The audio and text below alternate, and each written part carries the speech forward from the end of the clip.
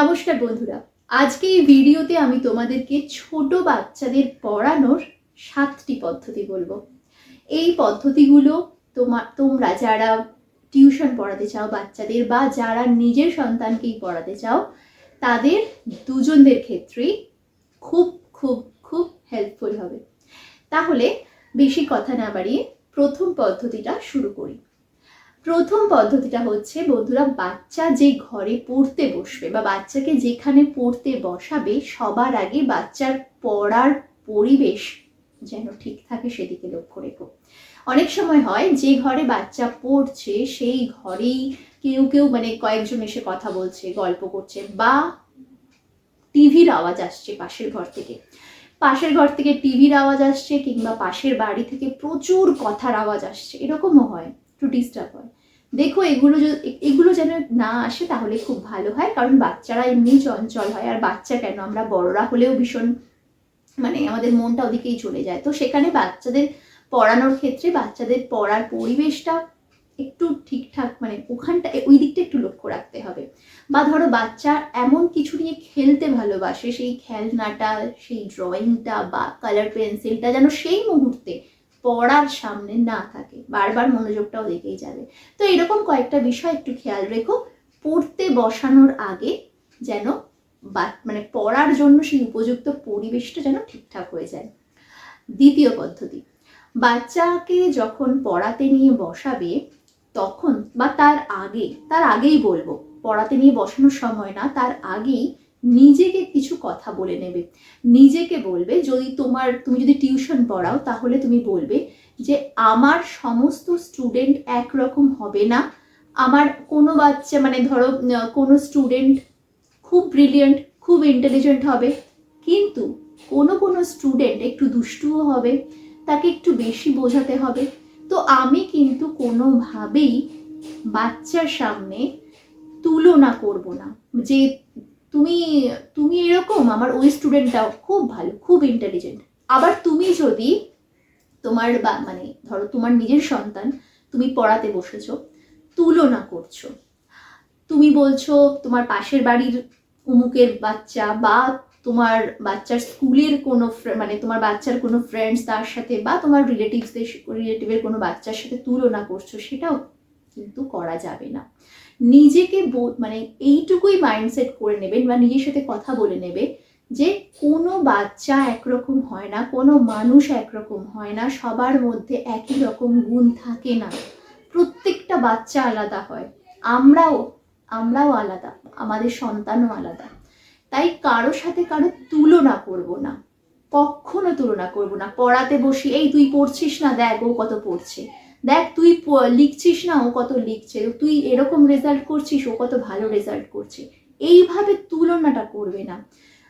তোমার যদি মনে হয় কোনো বাচ্চার ভালো দিকটা তোমার সন্তানের কাছে বা স্টুডেন্টের কাছে তুলে ধরবে, অবশ্যই তুলে ধরবে, কিন্তু ওইভাবে না যে ও পারছে তুই পারছিস না, ওরকম ভাবে না। দেখো ও না ওটা করেছে, তার জন্য কঠোর পরিশ্রম করেছে, তুমিও করো কঠোর পরিশ্রম করতেই হবে। পরিশ্রম না করলে তো কিছু পাওয়া যায় না। আমরা চেষ্টা করি না, চলো একসাথে পড়ি, একসাথে লিখি, এইভাবে তুমি বলতে পারো, কিন্তু ওকে দেখ তুই পারছিস না এইভাবে বলবে না। অতএব দ্বিতীয় পদ্ধতি হচ্ছে তুলনা করবে না। 3 নম্বর যে পদ্ধতিটা হলো বন্ধুরা, সেটা হলো বাচ্চাকে যখন পড়াবে তখন নিজের মধ্যে ধৈর্য রাখবে। দেখো তোমরা এই কথাটা শুনে অনেকেই বলবে এটাই তো দিদি থাকে না, মাথাটা গরম হয়ে যায়। কিন্তু আমি বলবো মাথা গরম সব সময় করবে না। কিছু কিছু ক্ষেত্রে সেটা তুমি টিচার হও বা সন্তানের মাই যদি হও, আমি বলবো কিছু কিছু ক্ষেত্রে মাঝে মাঝে একটু চোখ বড় করতে হয়, একটু বকতে হয়, সেটা কিছু কিছু ক্ষেত্রে পরিস্থিতি বুঝে, কিন্তু বেশিরভাগ ক্ষেত্রে মাথা ঠান্ডা রেখে কিন্তু পড়াতে হবে। একটা কথা মাথায় রাখবে যে সব বাচ্চাদের কিন্তু ধরো একবার বা দুবার বললেই ওরা লিখবে না, বা একবার দুবার বোঝালেই যে বুঝে যাবে এরকমটাও কিন্তু হবে না। ওদেরকে বারবার বোঝাতে হবে, বারবার বলতে হবে, বারবার লেখার জন্য বলতে হবে। ওরা তো ছোট বাচ্চা, ওরা বোঝে না। তাই আমরা যদি বড়রা নিজেদের মধ্যে না ধৈর্য রাখি, তাহলে কোনোভাবেই কিন্তু পড়ানোটা ঠিকঠাকভাবে পড়াতে পারবো না। এটা গেল 3 নম্বর পদ্ধতি, ধৈর্য অবশ্যই রাখতে হবে। 4 নম্বর পদ্ধতি হচ্ছে তোমার মধ্যে প্রশংসা করার ক্ষমতা থাকতে হবে। তুমি যেই হও না কেন, মানে তুমি যদি টিচার হও বা ওই যে বললাম তোমার নিজের সন্তানকেই তুমি হয়তো পড়াচ্ছ, কিন্তু তোমার বডি ল্যাঙ্গুয়েজ বা তোমার ভেতর থেকে এমন কিছু কথা বেরোতে হবে যেটা তোমার স্টুডেন্টকে বা তোমার বাচ্চাকে এনকারেজ করবে। যেমন ধরো তুমি কিছু লিখতে দিলে ও লিখেছে, কিছু পড়তে দিলে পড়েছে, তুমি এইভাবে দেখাবে, ভেরি গুড, খুব ভালো হয়েছে। একটা কোয়েশ্চেন ধরলে আনসার করে দিল, ভেরি গুড। কোনো রাইমস বলতে বললে যখন ঠিক বললো, খুব ভালো, সাব্বাস, ভেরি গুড, খুব খুব ভালো বলেছো, আমি জানি তুমি খুব ভালো পড়াশোনা করছো, তুমি মন দিয়ে পড়ছো, দারুণ হয়েছে, খুব ভালো। আবার কিছু লিখতে দিলে খুব ভালো লিখেছে, তখন ভেরি গুড, এক্সেলেন্ট, এইগুলো খাতার মধ্যে লিখে দেবে, বড় বড় করে রাইট দেবে, মানে এনকারেজ করবে, প্রশংসা করবে। আমরা যত তাড়াতাড়ি বড় বড় চোখ দেখি ওদেরকে দাবড়াই, এইটা খুব ভালো পারি, কিন্তু প্রশংসাটা করতে কিন্তু বন্ধুরা একটু কিপটেমো করি না, মানে প্রশংসা করি না, খুব কিপটে এই ব্যাপারে। কিন্তু আমি এই আমার প্রত্যেকটা ভিডিও, যারা তোমরা মানে আমার আগের ভিডিওগুলো দেখেছো তারাও জানবে, আমি কিন্তু প্রশংসা করে পড়ানোর বিষয়টায় খুব জোর দিই। তাহলে প্রশংসা অবশ্যই করো। 5 নম্বর পদ্ধতি। 5 নম্বর পদ্ধতি হলো, যখন বাচ্চাদের কিছু বোঝাচ্ছ, যখন বাচ্চাকে বা বাচ্চাদের কিছু বোঝাচ্ছ, তখন ওরা যদি ধরো বিষয়টা বুঝতে পারছে না, তখন শুধুমাত্র বইয়ের লাইন ধরেই যে তোমাকে মানে লাইনটা ধরেই যে বোঝাতে হবে এরকম না। ছোট বাচ্চাদের তোমরা তো ওদের মতন করে, ওরা যাতে সহজে বুঝতে পারে এরকম কোনো বিষয় তুলে ধরেও বোঝাতে পারো, এতে ওদের বুঝতে সুবিধে হবে, মনেও থাকে ভালো। তোমাকে যে একেবারে বই ধরেই যে হ্যাঁ চলো এইটা লেখা আছে মানে এই বিষয়টা ধরেই বোঝাবো এরকম না, তুমি ওই সেম মানে বিষয়টাকে অন্য কোনো কিছু একটা মানে অন্য কিছু দিয়েও বোঝাতে পারো, অন্য কোনো কিছু গল্প দিয়ে বা অন্য কোনো উদাহরণ দিয়েও বোঝাতে পারো, যাতে বাচ্চা সহজে সেটা বুঝতে পারে, এইটা করবে। তা না করে যদি বাচ্চা বুঝতে না পারে, তাহলে তোর মাথায় গোবর ভরা, তোর মাথায় কিচ্ছু নেই, একটুও বুদ্ধি নেই, এগুলো বলবে না।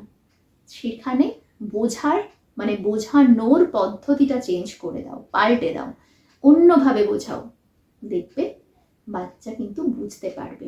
শুধু নিজেদের এই জায়গাটাকে একটু খেলাতে হবে, পড়ানোর প্যাটার্নটা একটু চেঞ্জ করে দিতে হবে। এটা গেল 5 নম্বর পদ্ধতি।